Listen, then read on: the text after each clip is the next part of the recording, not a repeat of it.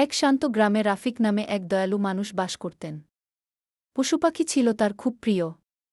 তার সবচেয়ে ভালো বন্ধু ছিল তিকো নামের এক বুদ্ধিমান টিয়া পাখি।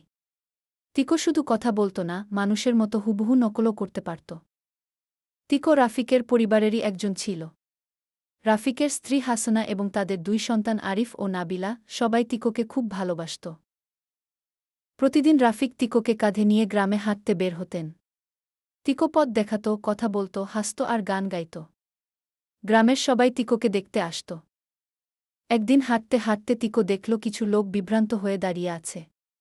হঠাৎ তিকো একটি গাছের দিকে উড়ে গিয়ে চিৎকার করে উঠল, দেখো, দেখো! সবাই তাকিয়ে দেখল, পাতার আড়ালে একটি ছোট্ট পাখির ছানা আটকা পড়ে আছে। তিকোর বুদ্ধিতে রাফিক ও গ্রামবাসীরা ছানাটিকে উদ্ধার করল। হাসানা ও বাচ্চারা গর্বিত হয়ে বলল, তিকো শুধু টিয়া নয়, সে আমাদের হৃদয়ের অংশও। সেই দিন থেকে তিকো আর রাফিকের গল্প সারা গ্রামে ছড়িয়ে পড়ল। সবাই বলত, সত্যিকারের বন্ধুত্ব দেখতে চাইলে এই মানুষ আর তার টিয়াকে দেখো গো।